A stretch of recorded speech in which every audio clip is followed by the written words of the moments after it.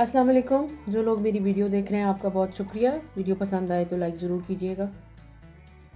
Automatic washing machine लेने से पहले बहुत सारे सवाल थे जिन्होंने कंफ्यूज किया हुआ था, बहुत सारी बातें सुन रखी थी जिनकी वजह से फ़ैसला करने में 1.5 से 2 महीने लग गए कि वॉशिंग मशीन लेनी चाहिए या नहीं लेनी चाहिए। उन सवालों के जवाब के लिए जब किसी से मशवरा लेते थे तो मज़ीद कन्फ्यूजन बढ़ जाती थी। इसीलिए मैं ये वीडियो का ऑडियो बना रही हूँ क्योंकि मेरा एक्सपीरियंस इससे बहुत मुख्तलिफ रहा है। तो सोचा कि अपना एक्सपीरियंस शेयर करूं ताकि मेरे जैसे किसी का भला हो जाए जो वॉशिंग मशीन ख़रीदना चाह रहा है ऑटोमेटिक या ख़रीद चुका है और उसके यूज़ में उसे कोई प्रॉब्लम हो रही है। अब जो बातें सुन रखी थी उसमें ये था कि कपड़े ठीक से साफ़ नहीं करती, बाद में निकाल के मलने पड़ते हैं, कॉलर साफ़ करने पड़ते हैं, पानी का इस्तेमाल बहुत ज़्यादा हो जाता है, बिजली का बिल बहुत ज़्यादा आता है, नील नहीं लगाती, और सबसे बड़ा मसला कपड़े पाक करती है या नहीं करती। अलग से कपड़े निकाल के पाक तो नहीं करने पड़ते। यहाँ सबसे पहले मैं ये कहना चाहूँगी कि अगर आप वॉशिंग मशीन लेने के बारे में सोच रहे हैं किसी मजबूरी की वजह से, बैक पेन की वजह से, ऑर्थराइटिस की वजह से, जैसे जोड़ों के दर्द हो जाते हैं, या आपके पास हेल्पर भी है, या आपके कपड़े धोबी के पास जाते हैं, तो फिर तो आप आंखें बंद करके फ़ैसला कर लें और वॉशिंग मशीन ले लें। कंपनी का डिसाइड करना तो इतना बड़ा मसला नहीं है क्योंकि पाकिस्तान में जितनी भी वेल नोन कंपनियां हैं जैसे हायर है, डॉलेंस है, ओरिएंट है, सैमसंग है, नेशनल है, ये अच्छी कंपनियां हैं। ये वारंटी देती हैं चीज़ की और इनकी चीज़ें चलती भी हैं। मैंने हायर की वॉशिंग मशीन इसलिए ली चूँकि मेरे पास पहले हायर का फ्रिज था जिसका मेरे साथ बड़ा अच्छा एक्सपीरियंस है।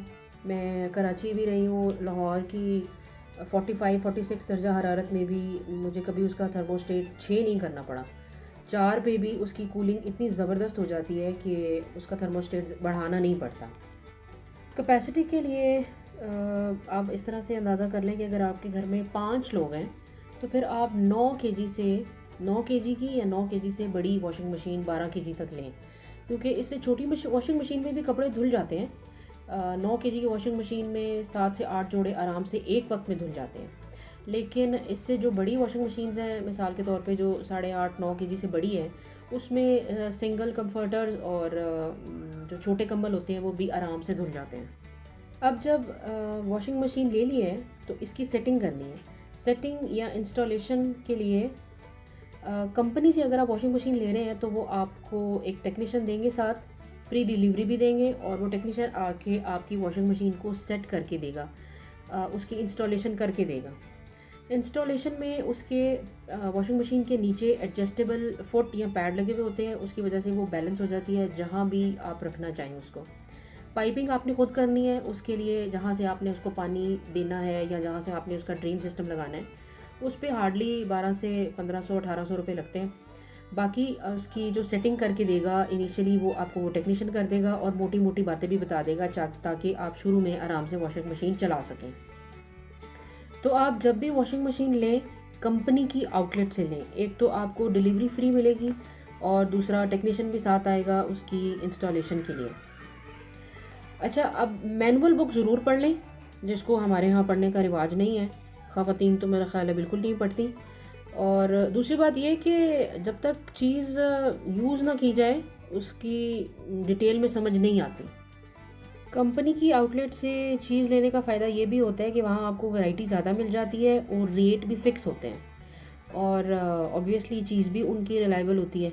डीलर से अगर आप लेंगे तो मे बी आपको रिपेयर्ड चीज़ मिले, या वो आपको फ्री डिलीवरी नहीं देते, या इंस्टॉलेशन के लिए कोई बंदा नहीं देते आपको।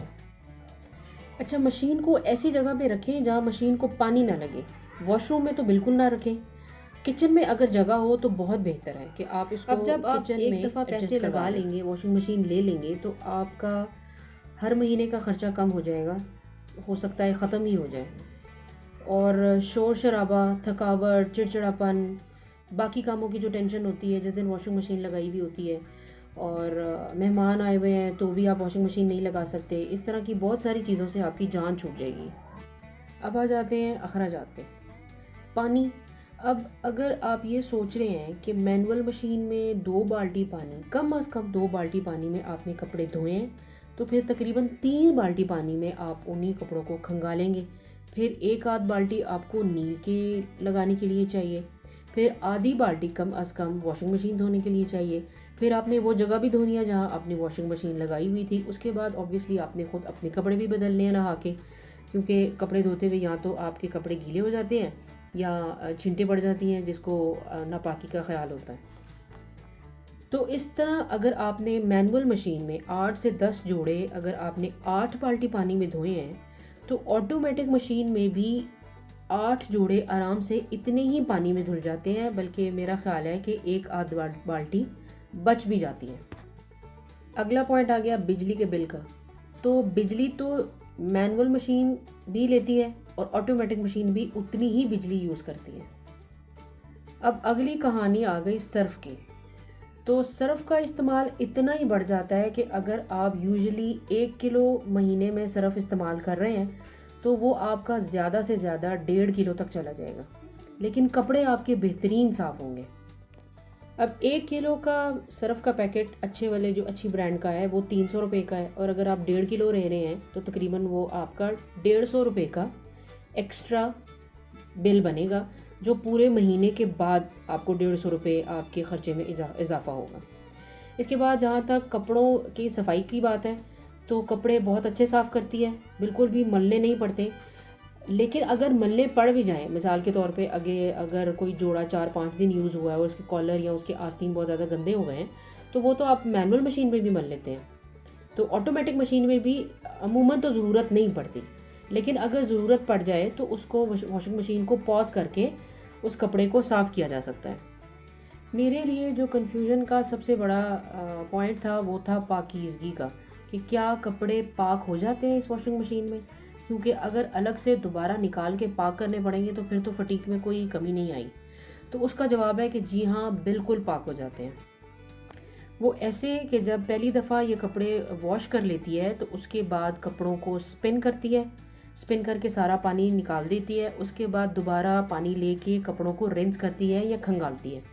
उसके बाद फिर पानी निकालती है, यानी कि स्पिन करती है। और इस प्रोसीजर को अपनी चॉइस से 1 दफ़ा, 2 दफ़ा या 3 दफ़ा रिपीट कर सकते हैं। और पाकीज़गी के लिए जहाँ तक मैंने पढ़ा है कि शर्त है कि नापाकी निकल जाए। फिर किसी का ख्याल है कि वो 1 दफ़ा पानी से निकालता है, किसी का ख्याल है कि वो 2 दफ़ा पानी से निकालता है, और किसी की अपनी चॉइस होती है कि वो 3 दफ़ा भी पानी में से निकाल सकता है। ये सारे ऑप्शन वॉशिंग मशीन में मौजूद होते हैं। एक मैंने बात अमूमन सुनी थी कि इसमें नील नहीं लग सकता। तो नील लगाने के लिए एक तो ऑप्शन आपके पास ये है कि इसके अंदर पॉकेट्स बनी हुई हैं, जिसमें डिटर्जेंट की पॉकेट है, सॉफ्टनर की पॉकेट है, और एक पॉकेट और है। आप पहले डिटर्जेंट डाल लें और सॉफ्टनर में नील डाल लें। तो सॉफ्टनर चूँकि वॉशिंग मशीन सबसे एंड पे लेती है, तो वो नील वाला जो पॉकेट है वो उसमें से सबसे आखिर में नील लेके उसमें पानी में शामिल कर देती है। लेकिन अगर आप पॉकेट में नहीं डालते और अपने स्पिन होने के बाद, कपड़े वॉश होने के बाद आखिरी पानी में ढक्कन खोल के मग्गे में नील मिक्स करें और ऊपर से उसको नील को पानी में शामिल कर दें, तो भी कपड़ों को बहुत अच्छा नील लग जाएगा। एक बात ये भी सुनने में मिली थी कि कपड़ों का कलर मिक्स कर देती है।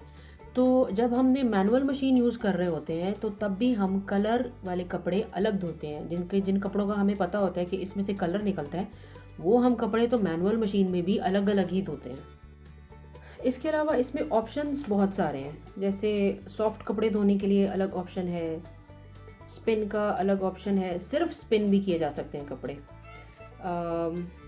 अगर लाइट चली जाए जब मशीन चल रही है तो लाइट आने के बाद मशीन वहीं से अपना सर्कल से स्टार्ट करती है जहाँ से वो बंद हुई थी। और अगर आपने दरमियान में ख़ुद में वॉशिंग मशीन रोकनी है तो इसमें पॉज का बटन भी है, आप इसे पॉज करके रोक सकते हैं।